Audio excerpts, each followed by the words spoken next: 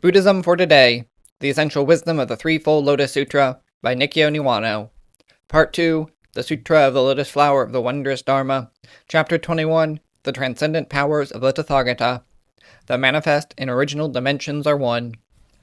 This chapter is especially important because it integrates the manifest and original dimensions of the Lotus Sutra. Shakyamuni Buddha demonstrates that, although the teachings of the two dimensions may appear to be separate and distinct, once we grasp their essence, we realize that they are truly one, in accord in all aspects. The manifest dimension is the first half of the Lotus Sutra, and the portion of the text that discloses the aims and contents of all the teachings of the manifest Buddha Shakyamuni disseminated after his awakening. Shakyamuni's teachings include philosophical and ethical principles that pertain to the composition of everything in our world, provide a portrayal of the ideal human being, and give a corresponding description of how people should live and relate to one another. The original dimension is the latter half of the sutra, the portion of the text that reveals that the Buddha is not limited to the manifest Buddha Shakyamuni, a mortal human being who appeared in our world some 2,500 years ago, but is the eternal original Buddha, the everlasting truth, which has no beginning and no end, and gives the gift of life to everything, sustaining all existence. The original dimension also teaches that, in order for people to attain ultimate liberation from suffering, and for humankind to achieve true peace in our world, it is essential that all humanity become one with the Buddha, that is, take refuge in the eternal original Buddha. For the purposes of studying the Lotus Sutra in depth, it is necessary to make a distinction between these divisions of the text, which we can do in the following way.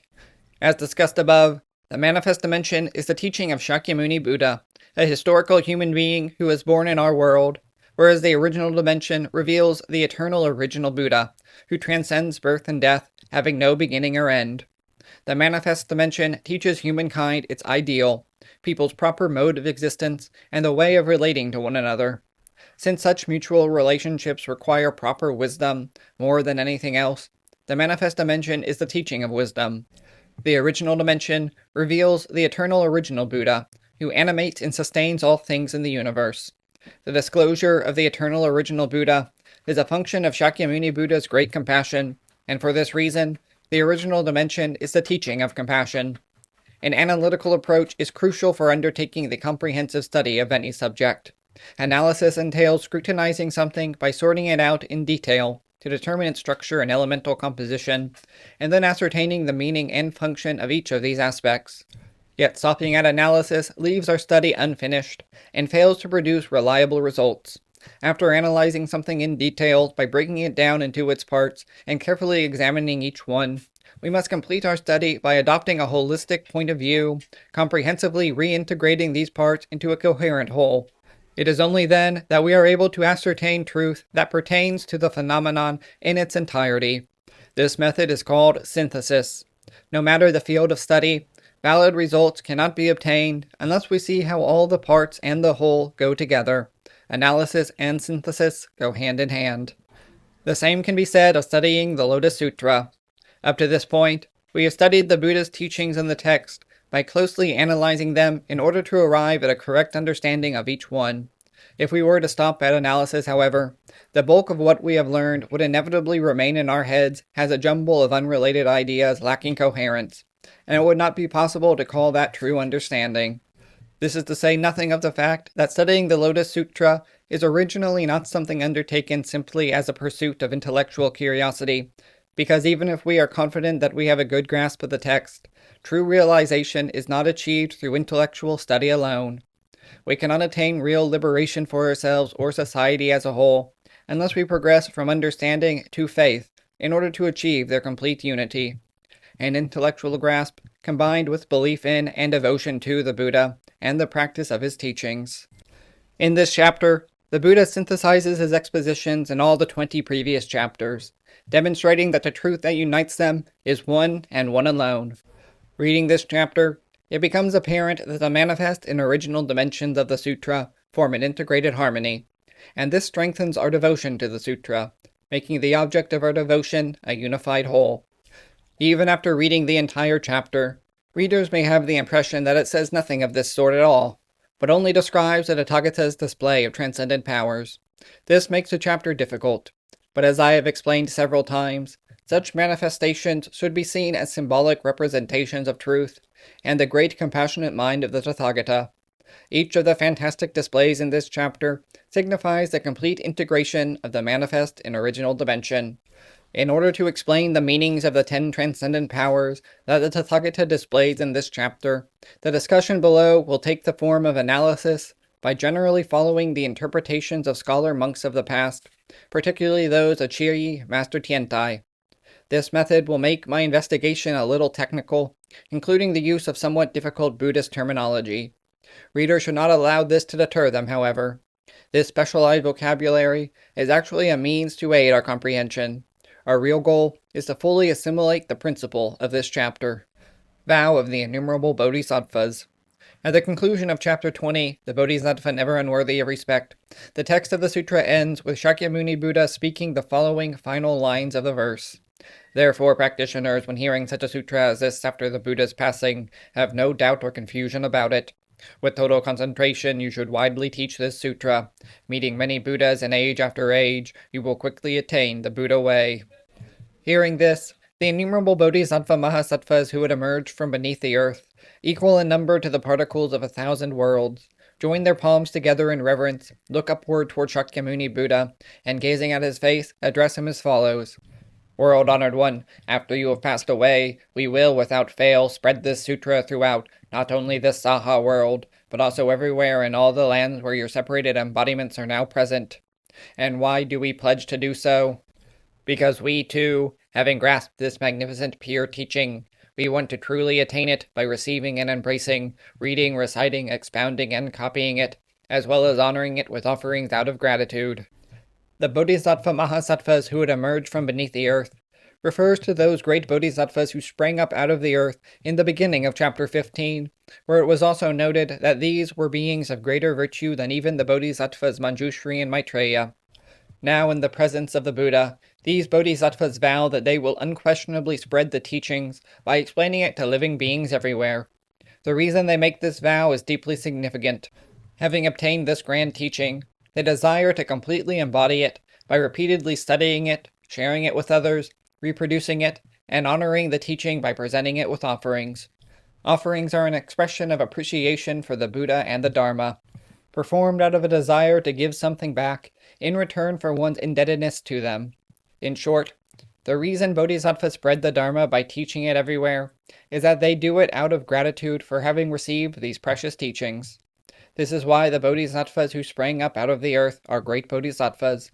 Practitioners who have not yet reached this level are concerned with themselves and ought to be reflecting on, among other things, their own potential for being liberated by this teaching. But the great bodhisattvas rise above the notion of self. We naturally receive merit when we dedicate our own to others.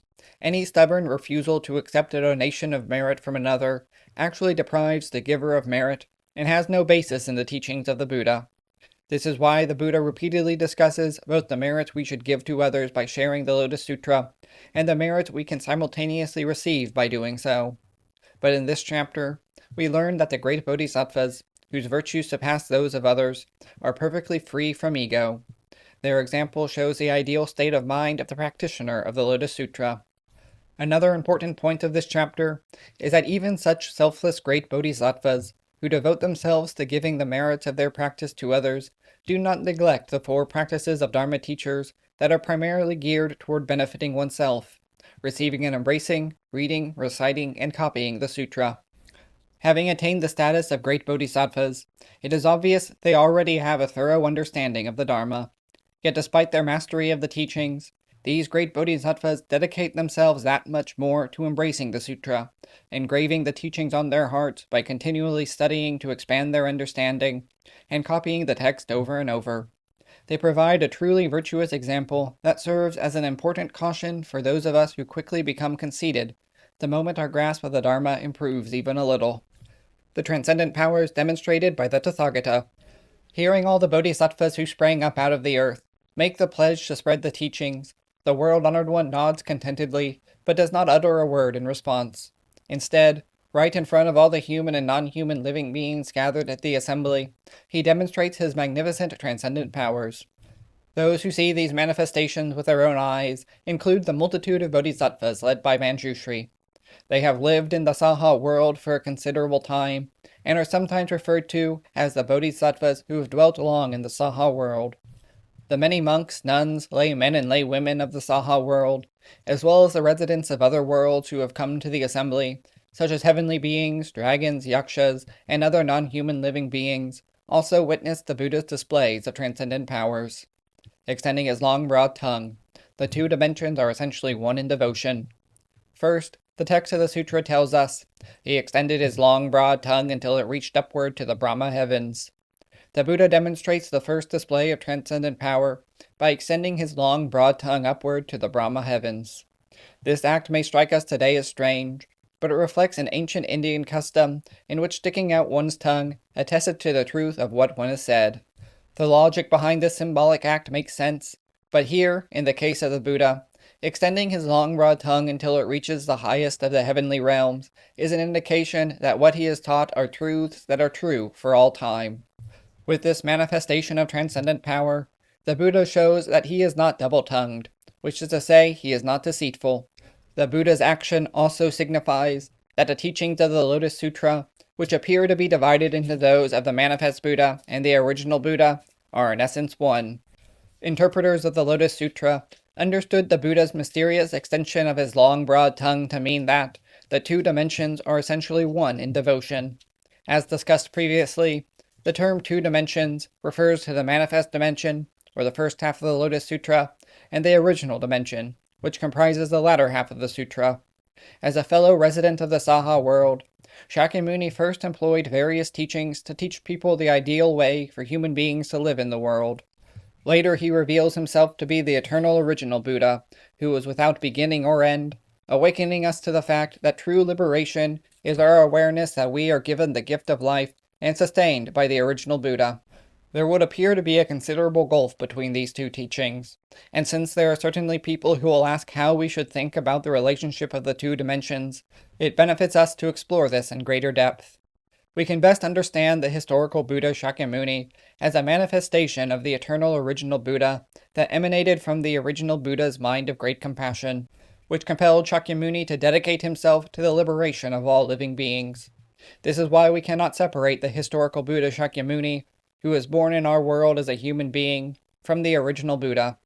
If Shakyamuni Buddha had not appeared in the world, we would never have become aware of the existence of the original Buddha. We cannot establish a distinction between the manifest and original Buddhas, according to which one is superior or inferior. They are, in the final analysis, one in essence, and it is this single, indivisible Buddha, the oneness of the manifest and original Buddhas, that is our focus of devotion, and which unites the Lotus Sutra in its entirety. This is the profound significance of the Buddha extending his long, broad tongue upward to the Brahma heavens. Light radiating from every pore of the Buddha's body. The two dimensions are essentially one in principle. Next, the text of the sutra tells us, every pore of his skin radiated the light of infinite and numberless colors, completely illuminating every world in all the 10 directions. All the Buddhas, each seated on a lion seat under a jeweled tree, did likewise, extending their long broad tongues and radiating immeasurable light. Shakyamuni Buddha displays his transcendent power by radiating an indescribably beautiful, multicolored light from his whole body, illuminating the entire universe. When he does so, the multitude of Buddhas seated on lion seats under jewel trees all extend their long broad tongues, just as Shakyamuni had, and they also radiate the boundless light of infinite colors from their entire bodies.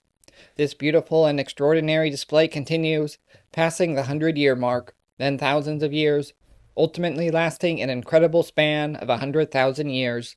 When Shakyamuni Buddha radiates this mysterious light from his body, it instantly illuminates the entire universe. This light signifies the truth that dispels the darkness of delusion. As discussed previously, darkness does not exist as a substantial entity. It is only the absence of light. Darkness is an insubstantial phenomenon that disappears completely as long as light is shown into it. The same can be said of delusion. Only truth has absolute existence. Delusion is the state of mind when one has yet to awaken to the truth, and it also disappears completely once we have realized the truth. This is why the Buddha taught that people must not allow themselves to be troubled by such an insubstantial thing as delusion. All they have to do is open their eyes to the truth, and this by itself will banish their delusions. The basis for this teaching is the principle of the ultimate reality of all things, and its logical extension, the teaching of the 10 suchnesses. In the manifest dimension of the sutra, the Buddha first uses this principle to give a detailed explanation of the true state of all phenomena. Next, in the original dimension, Shakyamuni reveals the utmost truth, which he articulates as the eternal original Buddha, the personification of timeless ultimate truth. Brimming with loving compassion and transcending time and space, the eternal original Buddha animates and sustains all things. Human beings are the children of the eternal original Buddha, which teaches us that we are all given the gift of life and sustained by the Buddha. The Buddha also teaches us that in the final analysis, both the manifest and original dimensions of the Lotus Sutra are based on the same principle. This teaching is called "The Two Dimensions Are Essentially One in Principle," and is the underlying meaning of the Buddha's transcendent manifestation of light that radiates from his entire body and dispels all darkness throughout the entire universe. The other Buddhas gathered at the assembly similarly extend their long, broad tongues in unison and radiate an inexhaustible light from every pore of their entire bodies. Their display also symbolizes the oneness of truth. Although the universe abounds with innumerable Buddhas, all have awakened to this very same truth. Truth attracts truth. Truth resonates with one another, harmonizing to become one. The moment Shakyamuni Buddha radiates this magnificent light from his body, all the other Buddhas follow suit, emanating their own boundless light, blending with Shakyamuni's unbounded radiance to become a single great luminosity that shines so brightly it causes the entire universe to glow. This display symbolizes the ultimate ideal toward which those who have faith in the Lotus Sutra strive, the state in which all people have become Buddhas, and our Saha world is identical to the land of eternally tranquil light. If we go back and reread this description with such an understanding, it will clarify the significance of this short passage. Clearing throats in unison. The two dimensions are essentially one in teaching. We next read that, after that, they drew in their tongues and cleared their throats in unison. The previous manifestation of transcendent power has continued for such a long time that when Shakyamuni and the countless other Buddhas pull back their tongues, they all clear their throats by coughing in unison. The sound of clearing their throats signifies the exposition of teaching, and by doing so in unison, Shakyamuni and the other Buddhas demonstrate that ultimately the teaching of all Buddhas are one. At the beginning of his career, Shakyamuni Buddha expounded teachings of skillful means, and because truth is one, those teachings are without question the true Dharma and not inferior in any way. But they are no more than part of a process that in the end leads people to the Buddha's revelation of absolute truth. Yet each teaching, skillful means, and absolute truth is indispensable. Let's try to grasp the relationship of the two teachings using the analogy of mathematics. If the manifest dimension is thought of as addition, the original dimension would correspond to multiplication. In school, most children wouldn't be able to understand multiplication without first learning addition. Take something like 2 times 3 equals 6 as an example. If a child first learns the logic of 2 plus 2 plus 2 equals 6, they will easily understand that 2 times 3 is the equivalent of adding 2 to itself a total of 3 times, 2 plus 2 plus 2. The understanding of multiplication is based on a mastery of addition. Even if a child begins learning mathematics by memorizing the multiplication tables by heart, they won't really comprehend multiplication if they cannot first grasp the concept of addition. It is the same with faith in the Lotus Sutra. The teachings of the manifest dimension and the original dimension are equally true, just as addition and multiplication are both true methods of computation in mathematics. But as I have just shown, in the case of addition and multiplication, without solid comprehension of the manifest dimension, we are unable to truly understand the teaching of the original dimension. In Chapter 18, I explained faith by likening it to multiplication. The focus of devotion, multiplied by the mind of faith, equals the result that faith brings. But if we tell people from the very beginning that their focus of devotion is properly the eternal original Buddha, who is without beginning or end, we will only wind up bewildering them, making it difficult for faith to arise in their hearts. Worse yet are the possible consequences of people choosing an unsuitable focus of devotion. In the manifest dimension, Shakyamuni Buddha successively explains the composition of everything within our world, offers an ideal vision of the human being, and based on this understanding of humanity, teaches us how people ought to live and interact with one another. Ultimately, we learn the right way to live our lives, following the truth that is the common thread that runs through all of these teachings. Doing so means understanding the 3 seals of the Dharma and the 12 causes and conditions, and in accordance with these, we follow the 4 noble truths and practice the Eightfold Path and 6 paramitas. This is the manifest dimension, which, using the example of mathematics, we can think of as addition. Those who grasp addition, the teachings and practices of the manifest dimension, are finally ready for multiplication, the utmost truth of the original dimension. When the Buddha reveals that we are all given the gift of life and sustained by the eternal original Buddha, who has no beginning or end, we experience a sudden realization. If we become one with the original Buddha, we will naturally be able to live our lives according to the truth, and this is what constitutes true liberation. The teachings of skillful means in the first half of the Lotus Sutra, and the absolute truth that comes in the second half of the sutra, ultimately arrive at the same liberation, and in this sense, the 2 dimensions are essentially one in teaching. The Buddhas signify this by clearing their throats in unison, snapping fingers simultaneously. The 2 dimensions are essentially one in person. The sutra then tells us, and the Buddha snapped their fingers simultaneously. This gesture, which also derives from an ancient Indian custom that we today may find peculiar, likewise holds special significance. Snapping fingers in unison signifies mutual understanding or a solid promise. All the Buddhas, including Shakyamuni, snap their fingers in unison in this fashion to express their mutual promise to spread the sutra by sharing it with everyone. In other words, it represents a mutual vow to perform bodhisattva practice. The fundamental spirit of bodhisattva practice is the oneness of self and others. The desire to help someone out of empathy is only the entrance to bodhisattva practice. The person who has the true mind of the bodhisattva is one who naturally extends a spontaneous helping hand when they see someone suffering.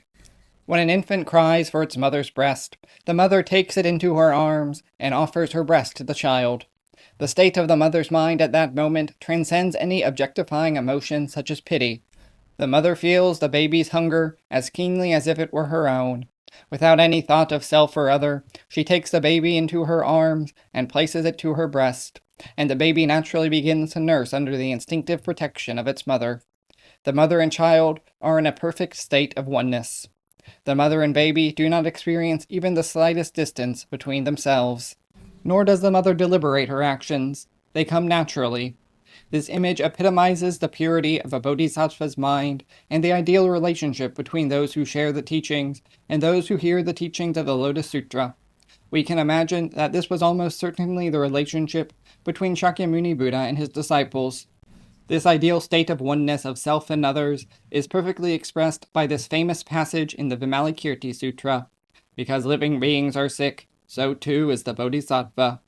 If we go back to take another look at all the teachings of the Lotus Sutra we've explored from the very beginning of this book, we will see that they boil down to the oneness of self and others, eliminating our delusions and perfecting our character by following the teachings of the 12 causes and conditions, the 4 noble truths, and the Eightfold Path, would seem to be practiced for our own sake.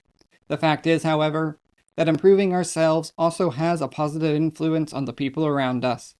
Practicing for oneself is equivalent to practicing for others. Following the teachings for oneself in a sincere manner is sounder and more effective than half-hearted attempts at sharing the teachings of the Buddha with others.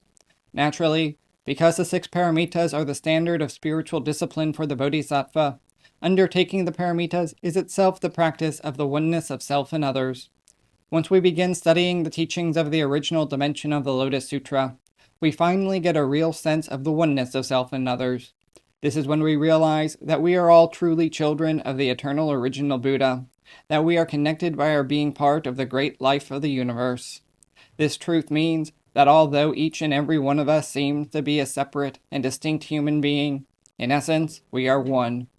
Disputes and disharmony arrive because we remain unaware of this fact.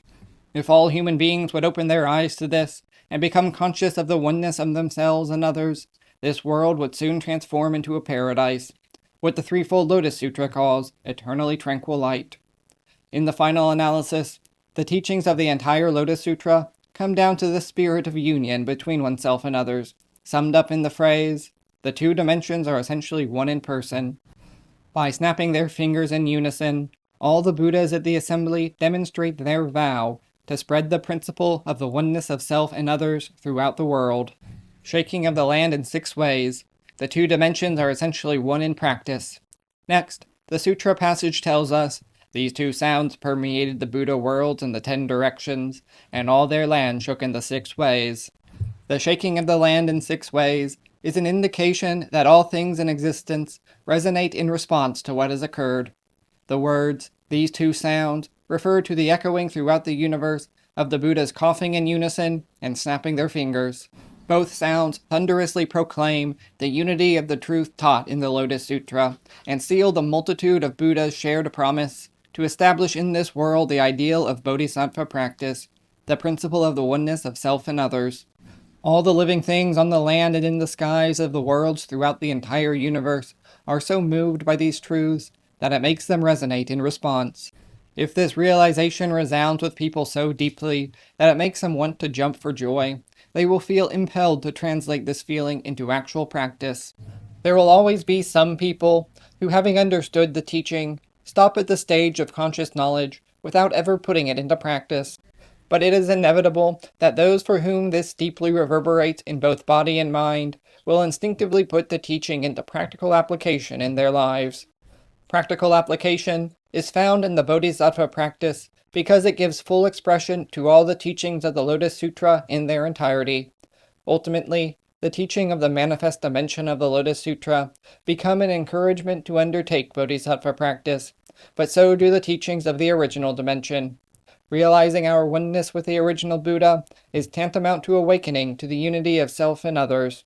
This state of mind naturally and spontaneously manifests itself in Bodhisattva practice to assist the liberation of others, and necessarily develops into great Bodhisattva practice, working toward the attainment of world peace and the realization of this Saha world as the Buddha's land of eternally tranquil light.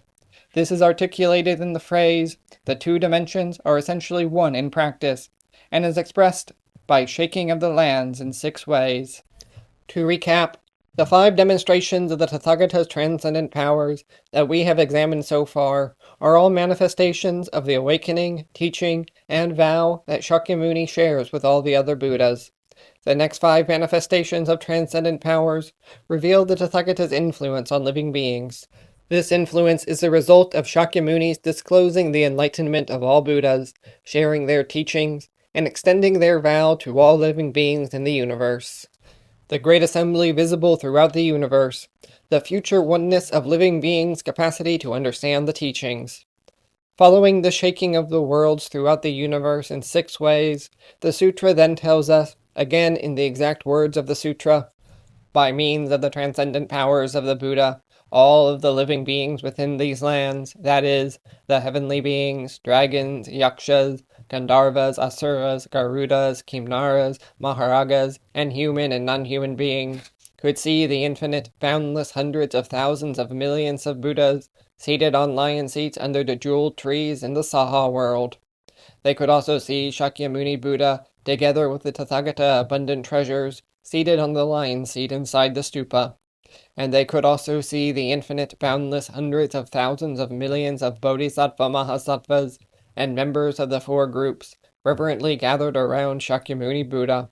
After beholding this, they were all greatly delighted, having experienced something so extraordinary.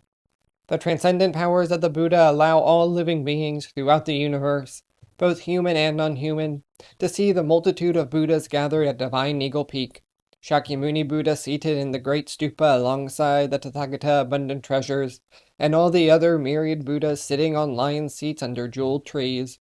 Shakyamuni Buddha is also surrounded by countless bodhisattvas, revering him with words of praise. Seeing this scene, all beings in the universe rejoice at something they have never before experienced. The majestic sight of the assembly is equally visible to all living, from heavenly beings to insects.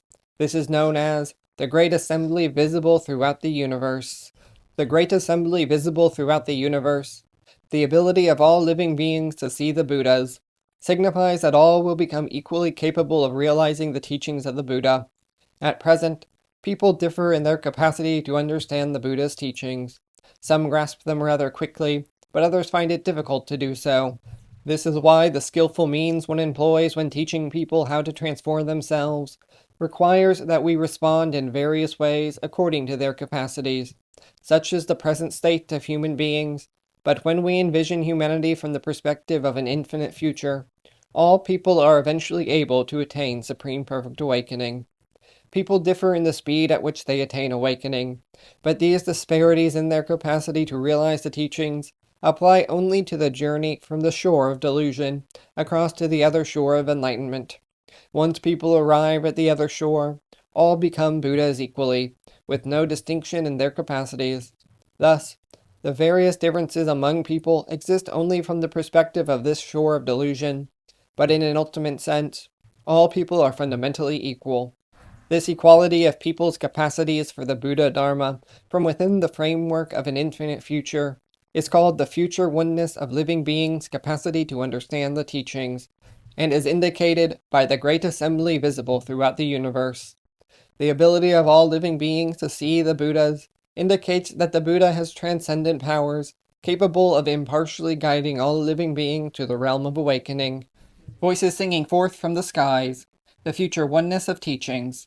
Next we read in the sutra, "Thereupon, heavenly beings in the skies sang forth loudly, 'Infinite, boundless, hundreds of thousands of millions of myriads of worlds away from here is a realm called the Saha world, and in its midst is a Buddha by the name of Shakyamuni. For the sake of Bodhisattva Mahasattvas, he is now teaching the great vehicle sutra called the Lotus Flower of the Wondrous Dharma, a teaching that instructs Bodhisattvas and that Buddhas protect and keep in mind. From the bottom of your hearts, you should rejoice for them and revere and pay homage to Shakyamuni Buddha.'" The sutra's phrase, "a teaching that instructs bodhisattvas," mean that this sutra teaches the bodhisattva's way of practice, and that Buddhas protect and keep in mind refer to how the Buddhas ensure the correct dissemination of the Lotus Sutra by always preserving it within their minds.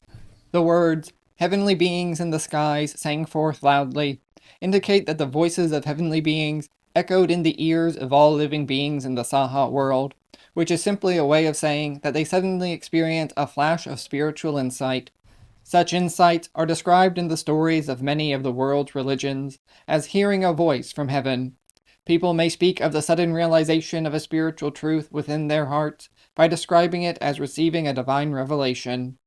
In this passage, the spiritual insight that all living beings experience within the depths of their hearts is a realization that the teaching Shakyamuni Buddha expounds here in our Saha world, the Sutra of the Lotus Flower of the Wondrous Dharma, a teaching that instructs bodhisattvas and that Buddhas protect and keep in mind, is the teaching of unparalleled truth that gives the gift of life and bestows harmony on and brings true peace of mind to all living beings in the universe. At present, our Saha world is a realm where there is suffering, but these living beings in the sutra realize that, in a future time, when all humankind's teachings and learning converges with those of the Buddha, Saha will become the most magnificent world in the universe. Today, teaching and learning, which should elevate humankind, tend to set us on a path to disorder, pitting us against one another and leading to unhappiness. There are examples of this in the arenas of religion and politics, and within the field of science. Rather than improving our lives, nuclear physics is leading us toward the greatest abyss of misfortune that humankind could ever know. If the various fields of learning and thought were to progress by following the principle of respect for human life and universal harmony, then an ideal world, the land of eternally tranquil light described in the Lotus Sutra, could be realized here on Earth. And if these fields of learning and thought were also combined with our civilization's advanced material culture, the Saha world could become the focal point of our galaxy. To bring this spiritual insight into the hearts of all living beings in the Saha world, Shakyamuni Buddha reveals the future oneness of teachings, meaning that all the teaching and learning of humanity will surely converge with the Buddha's teaching of respect for human life and universal harmony. All will take refuge in the Buddha, the future oneness of humanity.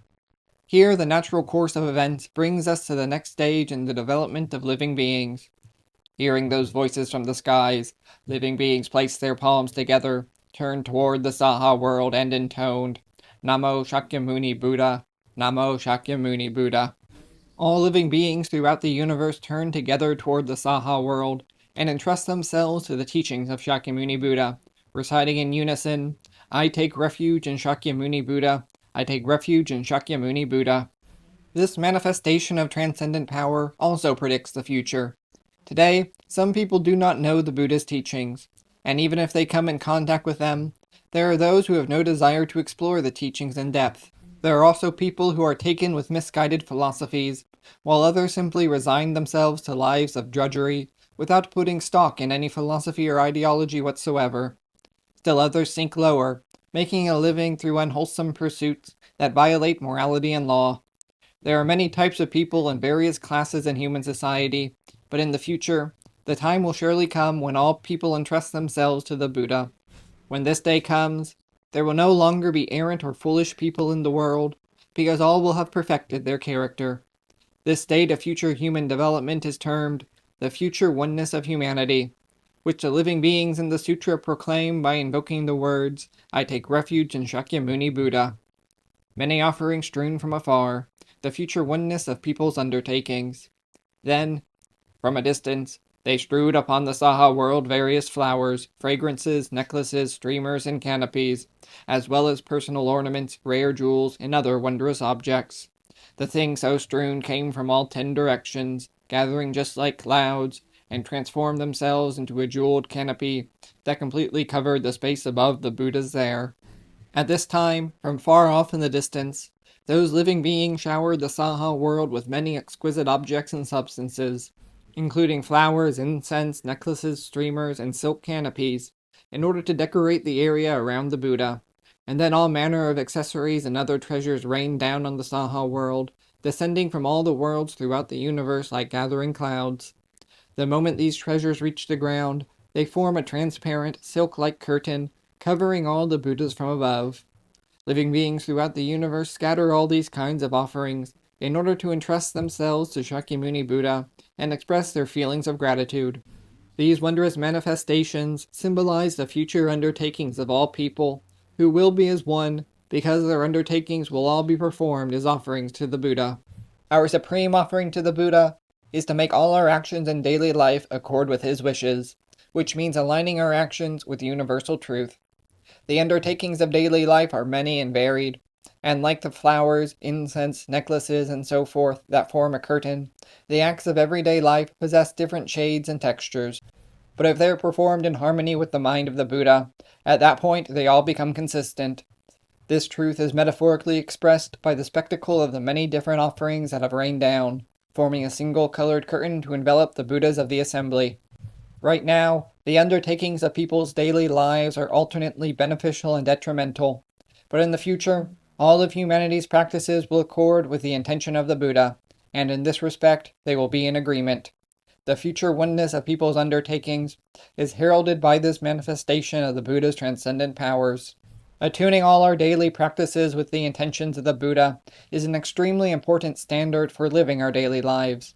We must be observant of laws and morals, but there are many things that fall outside the purview of these two categories, and laws and morals both change according to place and time. In this situation, the absence of any criterion for our conduct that transcends time and place leaves us feeling uncertain. But if we adopt the standard of harmonizing all our undertakings with the intentions of the Buddha, no matter the circumstances, we will always be able to conduct ourselves with the assurance that we will not stumble into harmful or dishonest behavior. Since the original Buddha is ultimately the truth of the universe, making all our actions accord with the Buddha's intentions is acting in accord with universal truth, and in this way we can never go wrong. Our interconnected Buddha land, the future oneness of truth. The sutra describes the 10th and final manifestation of the Buddha's transcendent powers in this chapter as follows. Instantly, the worlds of the 10 directions became interconnected as one Buddha land, with no obstructions between them. When this manifestation occurs, the gaps between all the worlds in the universe disappear, and the entire universe is united into a single Buddha land, permitting unimpeded and free movement, a universe without obstructions. Today, the Saha world is fraught with delusion, while in contrast, The Pure Lands of the Buddhas are said to be beautiful realms without any suffering, and hells are described as spheres of great torment. Yet if all the living beings lived perfectly in accord with the truth, by following the teachings of the Buddha, our world would become a single Buddha land with no distinctions among the heavens, the realm of human beings, and the hells. Because truth is ultimately one, in the future, all things will eventually shift to the track leading to this one truth, culminating in the realization of a world of perfect harmony. This is what is meant by the expression, the future oneness of truth. This chapter furnishes an account of these 10 wondrous manifestations of the Buddha's transcendent powers in order to integrate all the teachings of the Lotus Sutra in their entirety, and to show the ultimate ideals of those teachings. At the same time, the 10 manifestations also serve as Shakyamuni Buddha's assurance that these ideals will be realized. While I have divided this short passage of the chapter into 10 segments and employed specialized terminology in my analysis, readers should not fret over remembering such terms. It is more than sufficient to understand the basic principles Shakyamuni Buddha teaches by manifesting these 10 marvelous displays of transcendent power. Having closely read this section, we are able to take to heart the fact that the teachings of the Lotus Sutra are a perfect and complete guidebook for living beings to become Buddhas, and moreover, we experience feelings of inexpressible gratitude to the Buddha. This gratitude coincides with a surge of confidence that life is truly worth living. The realization that, even if our attainment of the Buddha's ideal state of mind may still lie far off, it is indeed possible to move a step or two closer by putting the Buddha's teachings into practice. Nothing is more valuable than having a precise purpose in life. If one has as many as 2 or 3 goals, one's aim will always be unsteady, endlessly pulled toward one side or the other. But as long as people live their life aspiring to the single, most noble goal of ascending to the level of the Buddha's state of mind, they will never wander off on detours. Whether they are performing their jobs, passing time at home, enjoying the company of friends, reading, or exercising, this one great purpose will run through all of their endeavors, integrating all aspects of their life. It is inevitable that people will sometimes have bad intentions, carelessly lapse into laziness, make mistakes, fret over trivial personal matters, indulge in frivolous pleasures, and incessantly fall victim to various delusions. But even in the midst of these repeated setbacks, as long as they are conscious of making step-by-step progress toward reaching the level of a Buddha, they will never give up, because this awareness will always sustain their aspiration. The state of mind I have described here may sound unrealistic to some readers, and they are likely to think of it as belonging to a dream world, far removed from the reality of their lives. But in order to progress towards this ideal, it is important that we have more than a vague and indistinct sense of it. We must inscribe a realistic and practical image of this world on our hearts, and then go about our daily lives by making the attainment of this ideal our purpose in life. After Shakyamuni and the other Buddhas bring these demonstrations of their transcendent powers to a conclusion, he addresses superior practice and all the other myriad bodhisattvas who emerge from beneath the earth, saying, "The transcendent powers of the Buddhas are boundless in this way, and so grand that they are beyond the comprehension of ordinary living beings.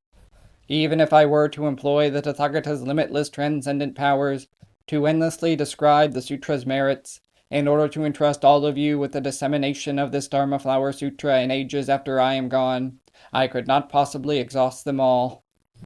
The fourfold summary of the merits of the wondrous Dharma. Shakyamuni Buddha tells the assembly that even if he employed the transcendent powers of the Tathagata continuously for an immense span of hundreds of thousands of millions of myriads of kalpas, he would still not be able to explain all the merits of the Lotus Sutra in their entirety. Although the sutra's merits are so vast and boundless, Shakyamuni explains that their key points can be summarized as follows, which I quote directly from the sutra. Essentially speaking, all the truths belonging to the Tathagata, all of the free and unhindered transcendent powers of the Tathagata, and all the innermost essentials of the treasury of the Tathagata, and all of the extremely profound teachings of the Tathagata are in their totality proclaimed and revealed in this sutra. This critical passage further condenses the chapter's summary of the Lotus Sutra into 4 phrases that perfectly capture the profound essence of the merits of the Lotus Sutra. All of the truths belonging to the Tathagata. The first of these 4 phrases is all of the truths belonging to the Tathagata. The term truths, or dharmas, is shorthand for the truths that the Buddha realized. The Lotus Sutra contains all of the truths to which Shakyamuni awakened. These truths were explained in other sutras, but only in part and as a skillful means tailored to the capacity of individual living beings to understand them, not in an in-depth fashion as here in the Lotus Sutra. The Lotus Sutra expounds the great truth, the wondrous Dharma, that permeates the entire universe, and thus all the Buddha's truths are contained therein. This is why the Lotus Sutra is considered the sum total of all the truths that Shakyamuni Buddha expounded during his entire lifetime, and in this sense, all the truths to which the Tathagata awakened are utterly and completely articulated by this sutra. All of the free and unhindered transcendent powers of the Tathagata. When the absolute truth to which the Tathagata awakened manifests as the activity to liberate living beings, this liberating power extends to all, without exception. This is all of the free and unhindered transcendent powers of the Tathagata, contained within the Lotus Sutra, the second of the 4 phrases. When we open the pages of the Lotus Sutra, we can be liberated by reading even a single verse or phrase, because whatever we read is the truth. If we fully awaken to the great truth that unifies the entire Lotus Sutra, and put it perfectly into practice, we can eventually attain the same state of mind as the Buddha. In this sense, the Lotus Sutra abounds with the Buddha's free and unimpeded power to emancipate living beings. All of the innermost essentials in the treasury of the Tathagata. The third phrase that summarizes the Lotus Sutra is all of the innermost essentials in the treasury of the Tathagata. The word treasury is extremely common in Buddhism, appearing in phrases such as the often encountered treasury of the sutras. Innermost essentials indicates the knowledge the Tathagata carefully cherishes deep within his heart, all of his teachings. In this line, the Buddha tells us that he possesses unlimited teachings. He perceives the ultimate reality of all things, and is able to discern the capacities of all living beings to understand the teachings, and thus he expounds the Dharma appropriately in accord with every instance. The phrase, all of the innermost essentials in the treasury of the Tathagata, indicates that Shakyamuni Buddha imbued the Lotus Sutra with this treasury of unlimited teachings that is preserved within the innermost mind of the Tathagata alone. All of the extremely profound deeds of the Tathagata. The last of the 4 phrases is, all of the extremely profound deeds of the Tathagata. Deeds here means practices. If we awaken to the principle of the teaching, but fail to transform that into practice, we will never be able to completely fulfill the potential of the teaching for our lives. Principle and practice must always go together. In the Lotus Sutra, the Buddha does not teach principle alone.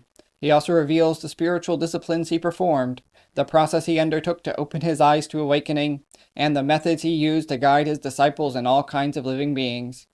Shakyamuni Buddha not only discusses the events of his life after he appeared in our world, but also describes some of the bodhisattva practices he performed in his countless former lives. The interior life of the Buddha's innermost thoughts during the period of his spiritual disciplines in this world, as well as the events that occurred in his former lives, are so profound that ordinary living beings could not possibly imagine them. All of these practices are denoted by the phrase, extremely profound deeds. To recap, in this passage, Shakyamuni Buddha integrates the entire sutra by providing a summary of the main points of the text. The Lotus Sutra proclaims, displays, and manifests in their entirety 1. All of the truths realized by the Tathagata. 2. All of the Tathagata's activities to liberate living beings that emerge from these truths. 3. All the Tathagata's teachings that have appeared as a function of these activities. And 4. All the practices that the Tathagata has manifested in the past to liberate all living beings. Shakyamuni Buddha's words affirm the supreme value and absolute perfection of the Lotus Sutra. Wherever we practice the teachings is the place of the way. Shakyamuni then explains the care that people must take to uphold the Lotus Sutra in the age after he has passed away. This is why you must, after I pass away, single-mindedly receive and embrace, read, recite, expound, and copy this Dharma Flower Sutra, and undertake the practices of the sutra as it teaches you. In whatever land, wherever the teachings are received and embraced, read, recited, expounded, and copied, as well as practiced as taught, wherever the sutra is present, wherever these practices are undertaken correctly, whether it be in a garden or a grove, under a tree or in a monastery, in a lay practitioner's home or in a palace, on a mountain or in a valley or in an open wilderness, In all of these places you must construct a stupa and make offerings to the teaching. For what reason? Because all of these places are the sites of my awakening, where the Lotus Sutra is sincerely received and embraced, where its spiritual cultivation is undertaken and put into actual practice. These are the places where all Buddhas practice, the places where all Buddhas truly awaken to supreme perfect awakening, the places where all Buddhas endlessly expound the teachings, and the place where all Buddhas enter perfect and complete nirvana. Shakyamuni Buddha has already explained this several times, but he repeats himself here to emphasize that the teachings of the sutra is what makes it venerable. The most appropriate path of faith lies in receiving and embracing the sutra, undertaking its spiritual cultivation, and applying it practically in daily life. Accordingly, wherever the sutra is present, in the exact words of the sutra, where a volume of the sutra is present, should not be regarded literally as a place where a physical copy of the sutra is kept, but as denoting where the teachings have taken root, meaning a place where the correct practice of the teachings is continually maintained. As we can see from the emphasis on practice that runs through this entire passage, interpreting a volume of the sutra to mean simply a material object, a book or a scroll, is mistaken. Why must we be so exacting about the interpretation of this single phrase? Because when we regard something symbolizing the teaching as supreme and more highly esteemed than the teaching itself, we have a tendency to practice our faith in a misguided way, by devoting ourselves to the symbol. Things that symbolize the teaching are indeed sacred, but if by embracing them as foremost we devote ourselves to them alone, or if we worship them for the sake of liberation, we debase the noble teaching of the Buddha by lowering them to the level of superficial belief. Such practices are a serious slandering of the Buddha's Dharma. The Buddha clearly articulates that the teachings are what is supreme, and that proper faith exists wherever the teachings are received and embraced, spiritually cultivated, and applied practically in daily life. Because this important principle is the foundation for our everyday practice of the faith, we must inscribe these words all the more deeply on our hearts. Shakyamuni Buddha next repeats the teaching of this chapter in verse. The meaning of this verse is roughly the same as the preceding prose, but I will briefly explain portions in which the Buddha uses words that differ from the corresponding prose. In the following verse passage referring to the merits of those who can keep this sutra, the Buddha uses the word keeping to mean receiving and embracing, training in, and practically applying the teachings of the Lotus Sutra. The exact words of the sutra read as follows: "Those who can keep this sutra have thus already seen me, the Buddha abundant treasures, and the separated embodiments of me. Furthermore, they have already seen me teaching and transforming these bodhisattvas on this very day." As the Buddha explains here, people who wholeheartedly receive and embrace, train in, and practically apply this teaching in their lives are able to see the Buddha. As we have discussed earlier, the notion of seeing the Buddha means knowing the reality of the Buddha, having the realization that the Buddha is always with us. When we attain this awareness, it allows us to gain absolute peace of mind. Following this, the Buddha says, "Those who can keep this sutra cause me and my separated embodiments, and the extinguished Buddha abundant treasure all to rejoice. They have all seen and paid homage to the present Buddhas in the 10 directions, as well as those of the past and the future, and likewise cause them to rejoice." A person who receives and embraces, trains in, and practically applies his teaching in their lives brings joy to the Buddhas. The Buddhas rejoice because upholding the sutra like this is in harmony with their wishes, and is the greatest offering one can make to them. The Buddha continues, "Those who keep this sutra will before long also grasp the innermost essentials of the Dharma, attained by Buddhas seated in their places of the way." The significance of Shakyamuni Buddha's words is that any person who receives and embraces, trains in, and practically applies this teaching in their lives is able to, without the passing of multiple kalpas of time, realize the same profound awakening that all the Buddhas attained when they were seated at their places of practice. The words, "before long," however, should not be interpreted in terms of our worldly concept of time. Ordinary people may have to practice the Buddha's teachings for many lifetimes. Yet when we compare the time it will require for us to become Buddhas to the infinite lifespan of the Tathagata, it is indeed a very short period of time. Turning to the next section of the verse, we read, "In expounding the words, terms, and meanings of the various teachings, those who can keep this sutra will take delight without limit, just as the wind in the sky is never blocked or obstructed." This passage means that a person who wholeheartedly receives and embraces, trains in and practically applies this teaching will obtain the perfect and unimpeded ability to explain all the teachings of the Buddha to others. Meanings refers to the main points, whereas words and terms indicate the phrases and expressions the Buddha uses in his expositions to convey the main points. Lastly, the Buddha concludes the exposition of this chapter with the following lines. After the Tathagata has passed away, they will know the causes and conditions, as well as the proper sequences of the sutras taught by the Buddha, and teach them according to their true meanings. Just as the light of the sun and the moon can chase all darkness away, so these people, practicing in this world, can bring living beings out of darkness, and cause countless bodhisattvas to at last abide in the one vehicle. Therefore, after my passing, those who have wisdom, hearing that these virtues are beneficial, will receive and embrace this sutra. Such people, while on the Buddha way, will be firmly determined and have no doubts. The Buddha brings the teaching of the greater part of the Lotus Sutra to a close with this truly dignified and awe-inspiring passage of verse. A comprehensive interpretation gives the following paraphrase. After the Tathagata passes away, people who know the causes and conditions of the Buddha's various teachings and clearly understand the order in which he gave them will, in accord with the main points of the teaching, explain them correctly to the world. The causes and conditions of the Buddha's teachings are the reasons he gave them, for whom he taught them, and where and to what effect he taught them. Those who know these things can eliminate the darkness of delusion that covers the world, just as the light of the sun and the moon dispel all darkness. They will be able to help many people who have faith to embark on the way of the one Buddha vehicle.